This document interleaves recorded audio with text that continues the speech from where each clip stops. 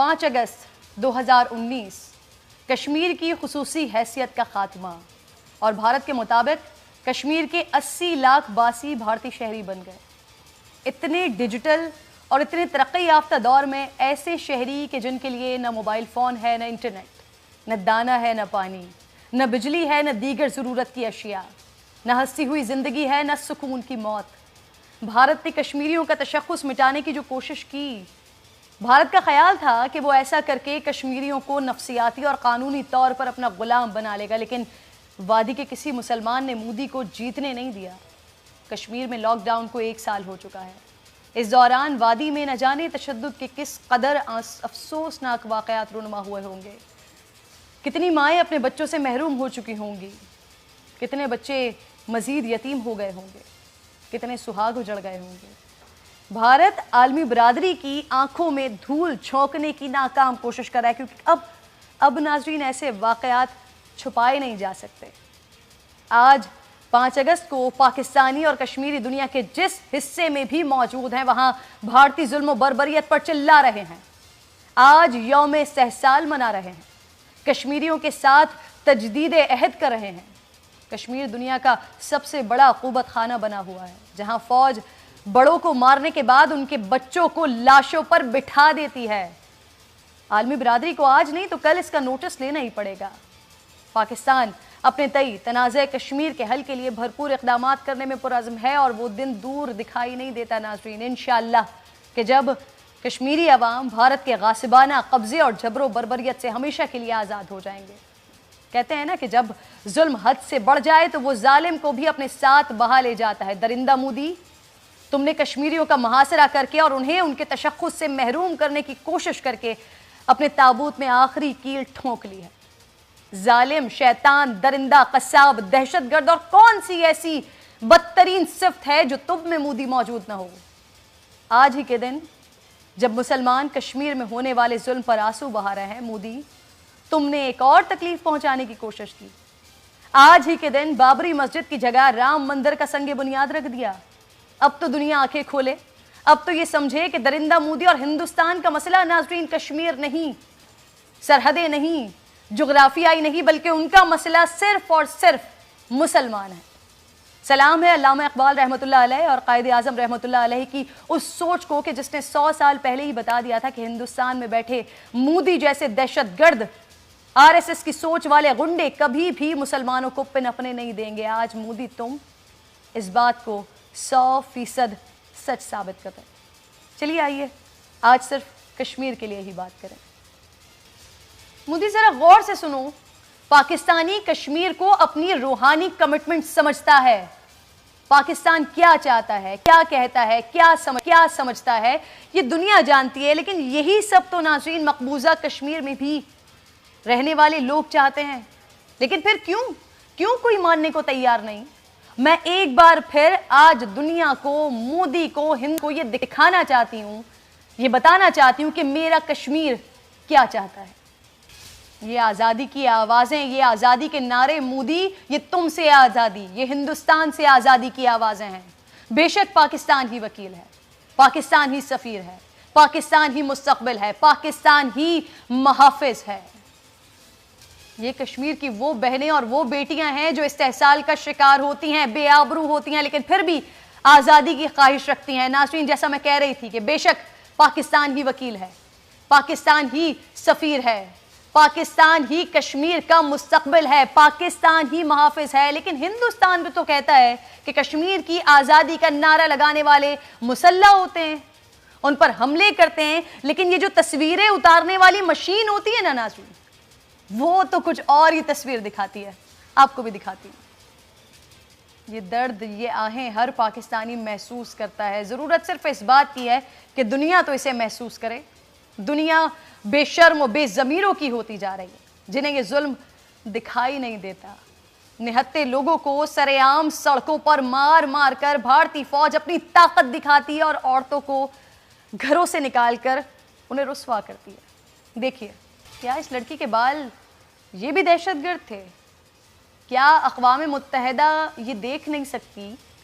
क्या यूरोप ये सब सुन नहीं सकता? کشمیریوں کو نفسیاتی مار ماری جا رہی ہے, وہاں کی لڑکیوں کو اغوا کرنے کی دھمکیاں دی جا رہی ہیں, لیکن OIC کا ضمیر جاگ کر نہیں دے رہا. یہ بے ضمیر لوگ خود کو انسان کہتے ہیں. حضرت قائد اعظم رحمۃ اللہ علیہ, آپ کی فکر, آپ کی سوچ کو سلام ہے کہ آج ہم محفوظ ہیں. یا میرے مالک کشمیریوں کی حفاظت فرما, وہاں تو معصوم بچے بھی ظالموں کے شر سے محفوظ نہیں. لیکن مودی, درندوں, ظالموں, جابروں, جاہلوں, تم کیا سمجھتے ہو کہ ان بچوں کے سامنے ان کے گھر والوں کو بے دردی سے شہید کر دو گے؟ یہ نسلیں تم سے ڈر جائیں گی, یہ سہم جائیں گی, یہ چپ کر کے بیٹھ جائیں گی, انقلاب کو بھول جائیں گی. میں تمہیں اور اس بے جان دنیا کو یہ دکھانا چاہتی ہوں کہ کشمیر کا بچہ کیا ہوتا ہے, اس کا عزم, اس کا جذبہ کیا ہوتا ہے. بڑے بھائی کا جنازہ سامنے ہے, معصوم چھوٹا بھائی دنیا کو بتا رہا ہے کہ وہ کیا چاہتا ہے, کیا عزم رکھتا ہے. ہمارا تو ناظرین کشمیر سے تعلق ہے, لیکن جن کا تعلق نہ ہو ان کا دل بھی رو پڑتا ہے یہ مناظر دیکھ کر. پھر سوچ آتی ہے کہ کیا ہندوستان میں کبھی انسان بسا کرتے تھے؟ موجودہ حالات دیکھ کر ہر درد دل تو یہ سوال ضرور کرتا ہے. مودی کے اس اندھے راج میں 8 مسلمانوں کو, اس وقت مسلمانوں کو مٹانا یہ مشن بنا ہوا ہے. اس میں عبادت گاہیں بھی کسی طور پر محفوظ نہیں ہیں. ہندوستان میں مساجد کی بے حرمتی عام ہو چکی ہے. کہتے ہیں ناظرین ظلم پھر ظلم ہے, بڑھتا ہے تو مٹ جاتا ہے. جب تک ایک بھی کشمیری پاکستانی زندہ ہے غلامی قبول نہیں کرے گا. حریت کے لیے لڑے گا, حریت کے لیے مرے گا, انسانیت کے لیے جیے گا. میرا کشمیر میرا پاکستان ہے. دنیا سن لے کر رہیں گے سارا کا سارا کشمیر. مودی, اس کے ہواری اور سارا ہندوستان یہ آنکھیں کھول کر, کان کھول کر ذرا غور سے سن لے کہ انشاءاللہ لے کر رہیں گے کشمیر. کشمیر بنے گا پاکستان. سلمان احمد مجھے پروگرام میں جوائن کر چکے ہیں, میں آپ کو خوش آمدید کہوں گی.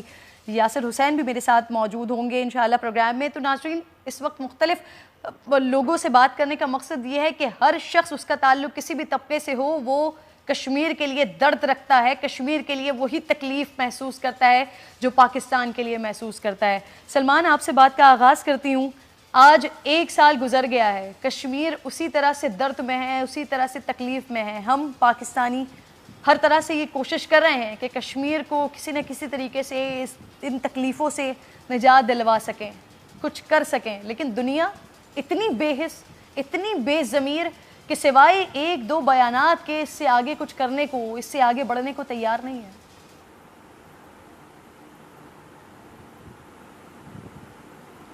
السلام علیکم کرن, اور آپ کے سامعین کو بھی السلام علیکم. شکریہ آپ نے دعوت دی.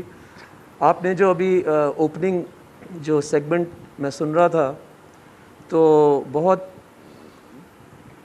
دل کو بھی چیزیں لگ رہی تھیں اور سوچ رہا تھا کہ کس چیز سے شروع کروں. تو 2 آپ کو باتیں بتاتا ہوں. دیکھیں, میں واحد پاکستانی آرٹسٹ ہوں جس نے سری نگر میں جا کے کشمیری کالج طالب علم کے لیے ہم نے فنکشن کیا تھا مئی 2008 میں. اور 3-4 دن جب میں سری نگر میں تھا تو ان سے اٹھنا بیٹھنا بہت ہوا.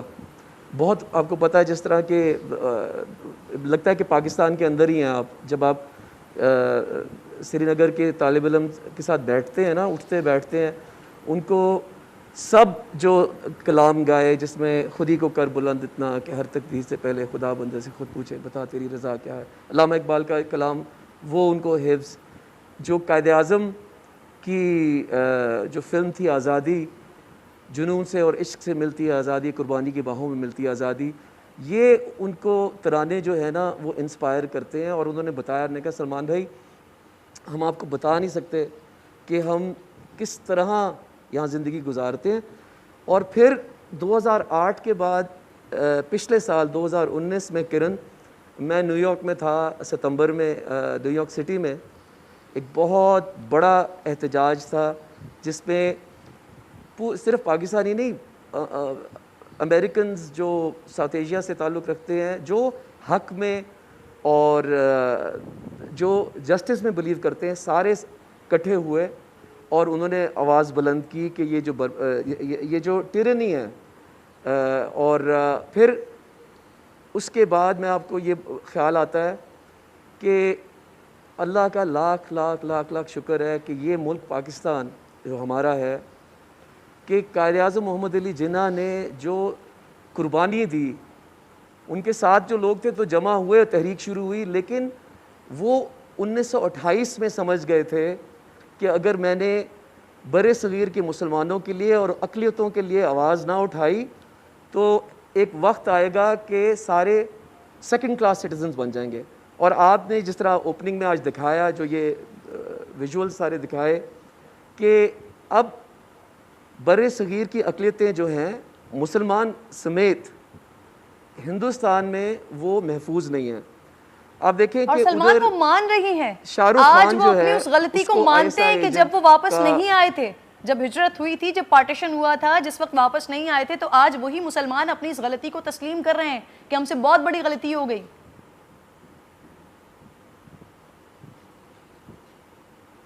کرن آپ کو میں ایک بات بتاتا ہوں، دیکھیں کہ نا پاکستان نے 14 اگست کو 73 سال ہو جائیں گے، ٹھیک ہے، 73 سال ہو جائیں گے آزادی کے۔ جی آپ کو پتہ ہے کہ ہر لمحے پہ، صرف سن 47 سے پہلے نہیں، ہر لمحے پہ پاکستان کی عوام نے، پاکستان کی افواج نے جی قربانی پہ قربانی پہ قربانی پہ قربانی اور دی ہے۔ آگے بھی، اور پچھلے کشمیر کے 20 لیے بھی سال ہم میں قربانی یہ دینے کو بتانا ہر ہی چاہ طرح رہا سے ہوں ہم وقت تیار ہیں۔ کہ بالکل آپ کی جو بات صحیح ہے۔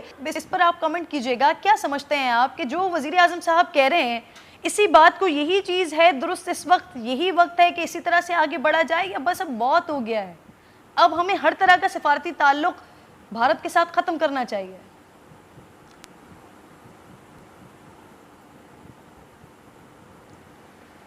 دیکھیں کرن، جو میچور ڈیموکریسیز ہوتی ہیں نا، جو حکمت رکھنے والے لیڈرز ہوتے ہیں، وہ جمہوریت پسند جو لوگ ہوتے ہیں، وہ ہمیشہ، وہ کبھی بھی بات چیت کا دروازہ بند نہیں کرتے، کبھی بھی نہیں کرتے۔ دیکھیں خان صاحب نے جب وہ 2018 میں انوگریشن پہ انہوں نے کہا، بھارت کو انہوں نے کہا کہ اگر آپ ایک قدم ہماری طرف بڑھائیں گے، ہم 2 قدم آپ کی طرف بڑھیں گے۔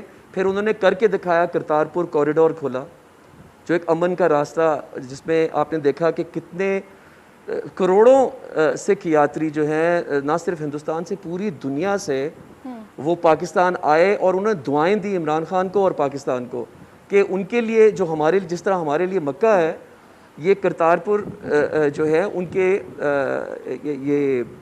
کے لیے وہ اہمیت رکھتا ہے، ان کے مذہب کے لیے۔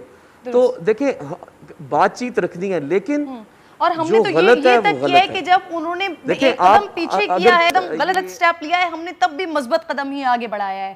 ایسے بھی واقعات پچھلے 1 سال کے اندر ہوئے ہیں۔ یاسر حسین مجھے ایک بار پھر جوائن کر چکے ہیں۔ یاسر، میں آپ کو خوش آمدید کہوں گی۔ سوال میں آپ سے یہ کرنا چاہ رہی تھی کہ وزیر اعظم پاکستان کا جو ویژن ہے، وہ جو کہتے ہیں کہ طاقت سے نہیں بلکہ سیاسی طور پر ہی مسئلہ کشمیر کا حل نکل سکتا ہے، یاسر حسین آپ بھی یہی سوچتے ہیں، یا آپ سمجھتے ہیں کہ اب ہمیں سفارتی تعلقات کو ختم کرنا چاہیے، بھارت کو بھارت کے انداز میں جواب دینا چاہیے؟ دیکھیں جی، السلام علیکم۔ سب سے پہلے تو مجھے لگتا ہے کہ سفارتی تعلقات جو ہے نا، وہ دنیا میں، اگر آپ ڈیموکریٹک کنٹری ہیں تو میرے خیال میں سفارتی تعلقات تو بہت بہتر طریقہ ہے۔ اگر اس سے مسئلے حل ہو جائیں تو اس سے اچھا کچھ ہو نہیں سکتا۔ لیکن یہ مسئلہ کشمیر جو ہے، یہ بہت لمبا چلا جا رہا ہے۔ میں خود بھی کشمیر سے تعلق رکھتا ہوں، اور میرے لیے بہت دکھ اور درد کی بات ہے کہ 1 سال سے وہ لوگ جن حالات میں جی رہے ہیں۔ تو مجھے یہ لگتا ہے کہ بھارت اس وقت جو ہے وہ بہت ہی کوئی بچکانہ اور سستی سی حرکتوں پہ اترا ہوا ہے۔ میرے خیال میں جو چائنا سے انہیں چماٹے پڑے ہیں، وہ اس کے بھی بدلہ ان بیچاروں سے لے رہا ہے۔ انہیں تھوڑا سا شرم کرنی چاہیے، اور یونائٹڈ نیشنز کو میں کہوں گا کہ ان کو بھی تھوڑا سا اپنے نام کا کچھ پاس رکھنا چاہیے، اور یورپین کنٹریز جو ہیں، یا جو بھی اپنے آپ کو سپر پاورز کہتے ہیں، ان کو بھی تھوڑا سا یہ دیکھنا چاہیے کہ جو گھر کا بڑا ہوتا ہے، اس کو تھوڑا سا اس بات کا اندازہ ہونا چاہیے کہ باقی لوگوں میں کیا چل رہا ہے۔ تو اگر اتنی زیادتی، اتنی ناانصافی ہو رہی ہے، ویسے تو پوری دنیا میں ہی آپ کو ہر جگہ ہی ناانصافی دیکھنے کو ملتی ہے، لیکن کشمیر کے ساتھ یہ ناانصافی بہت سالوں سے ہو رہی ہے۔ اب بہت زیادہ ہو گیا ہے، اب پانی سر سے گزر چکا ہے۔ اگر اب ہمارے ملک کے وزیر اعظم جو فیصلہ کریں گے، ہم تو اسی کے ساتھ جائیں گے، ظاہر ہے الیکٹ کر کے ان کو لائیں تو ہم انہی کی بات مانیں گے۔ لیکن مجھے لگتا ہے کہ سفارتی تعلقات بہترین حل ہے اگر اس سے مسئلہ حل ہو جائے. اگر اس سے نہیں ہوتا تو پھر ہمارے ملک کے سربراہ جس کے ساتھ جاتے ہیں, ہماری پاک فوج جس کے ساتھ جاتی ہے, ہمیں اس کے ساتھ جانا چاہیے. لیکن شرم کی بات یہ ہے کہ اتنا بڑا ملک ہونے کے بعد بھارت اس طرح کی چھوٹی حرکتیں کرتا ہے.